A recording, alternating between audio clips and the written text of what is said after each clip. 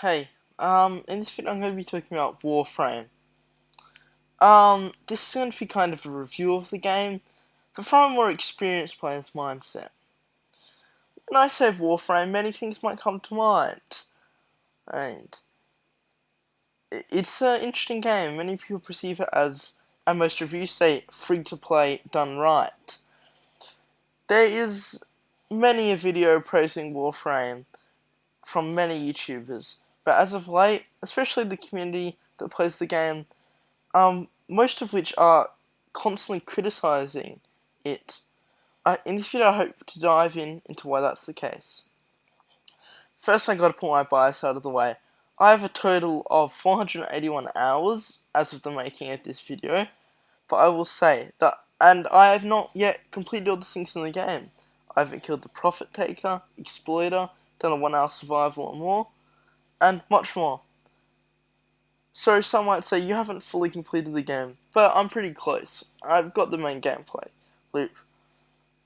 Warframe is a game which advertises itself with the simple concept of space ninjas. The early stage of the game consists of players making their way through the star chart and the story, completing all the planets. For that's where one of the first issues come up. The community has claimed the game has no end game, meaning that once you complete the star chart and the story, there isn't anything for you to do.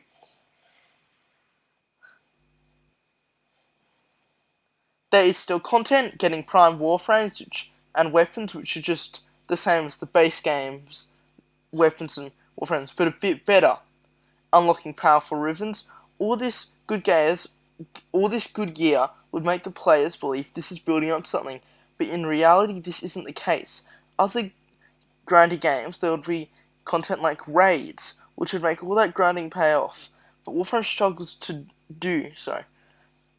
There is Idle and Hunch, which do take powerful gear, team synergy, and ribbons to do, but there is a limit to the amount of Warframes that you can use to do these hunts, and all the loot is good, but the endgame doesn't really require it, and again, the loot it gives feels like it's still building up something with arcanes.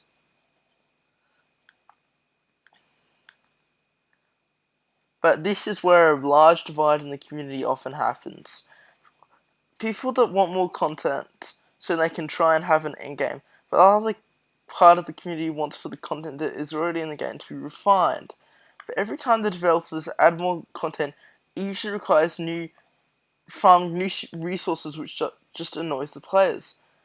And another issue with it is it doesn't even add an end game. For example, Railjack, which was a massive slap in the face for the whole community. This is what many people in the end game, including me, thought. This is what many people in the community, including me, thought the end game would be: flying around space, infiltrating enemy ships, fighting giant armadas of enemies, watching our lichers amass power to have an epic finish that would make all the grind worth it, or difficult. Make it worth it. But that is not the case. And the content would require you to have max arcanes, good builds, team synergy, and you have to fight level 1000 plus enemies. But that wasn't the case. The most difficult thing in the game, which people feel the need to do, is sorties, which drop ribbons, which again just feeds into the issue when there's nothing you can use those ribbons for. The main way to fix this issue, and what most people want when they say they want the core gameplay to revised, is reward scaling. As in the game, there is a rotation when you're doing missions where you can stay for a large amount of time, i.e. survival defense. In this rotation, it repeats the same rewards, but an issue is these rewards don't get any better over the course of the mission. So if I'm 5,000 to mission, I'll still be getting 5,000 credits from a rotation. As if I was 5 minutes into the same mission, I'd get the same amount of content. This is such an easy issue to solve, and it's bizarre that there's no reward scaling. As instead of getting maybe 5,000 credits in a 1 hour survival, you could get 1 million on Riven mods, or even Radiant Relics. These rewards would encourage strong build team synergy and make the grind worth it. And some people might go, but Warframe's a free-to-play game. If they did this, there would be no need to spend money. But I don't think this is the case. As someone that enjoys doing difficult missions, I would spend lots of money just so I could go through, look at my catalogue and go, damn, I just got 20 refined relics. And that would make me want to spend money to make my Warframes better. And would put focuses on other stuff, like Fashion Frame. Um, and this would solve one of the issues with the end games. But a lot of people might say, including me, that the end game shouldn't just be grinding long missions which just have the exact same content. And I think that this could be an end game, but they could also add something else. The game also currently struggles with the issue of there being no issue by adding events.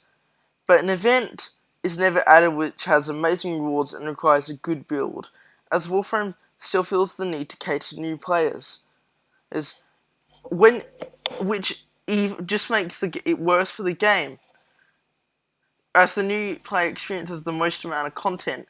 But this, due to the constant amount of content involving Kuva being added to players which are still going through the story, it just overwhelms them, confuses them, and causes them to leave.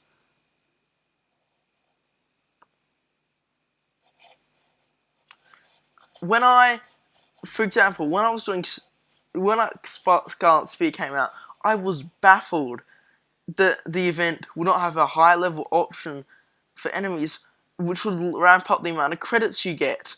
As it makes total sense, because if you're a player that has the builds to fight the strong level enemies, you'd want to do it so you could buy lots of arcanes to sell and get platinum. Now I'll get into what I believe is Warframe's biggest issue, the reason that the games community has so much of a divide, and what causes most of the game's biggest problems.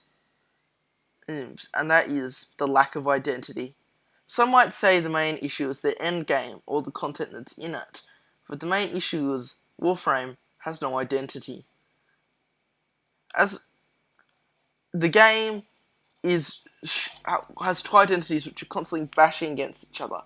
An insane power fantasy where your Warframe can destroy enemies with ease, or if they wanted to make a difficult game which is well balanced, which causes Warframes to get nerfed and reworked for being too OP, which is a real head scratcher, as in some cases the devs don't want a Warframe to press one button and kill the whole map, but with things like Cora not being allowed to heal the objective, this would make sense if the game was supposed to be difficult and require thoughtful builds and change out the way you play based on the enemies you're fighting.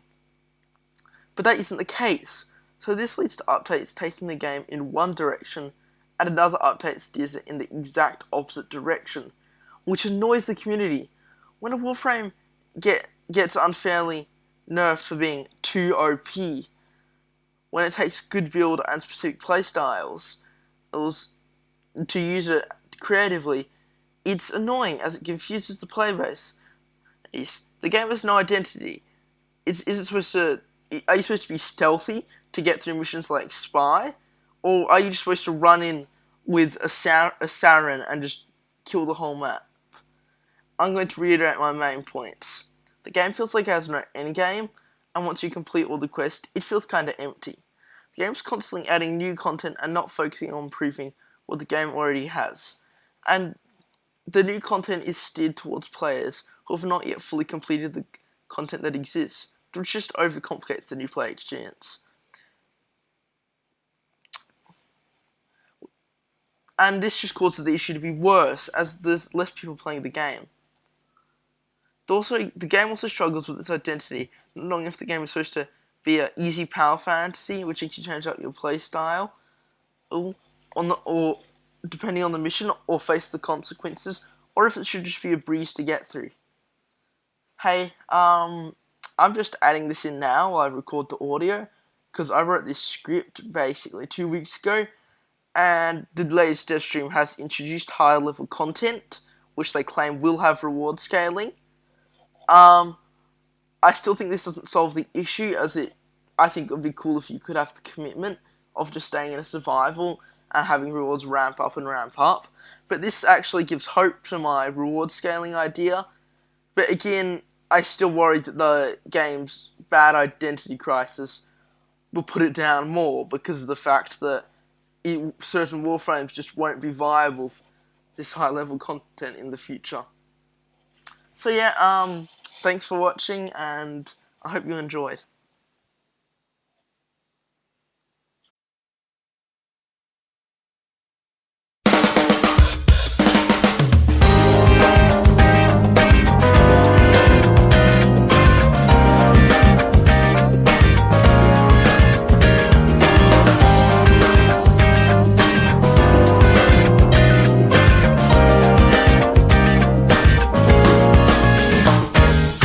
後手は入社の平行線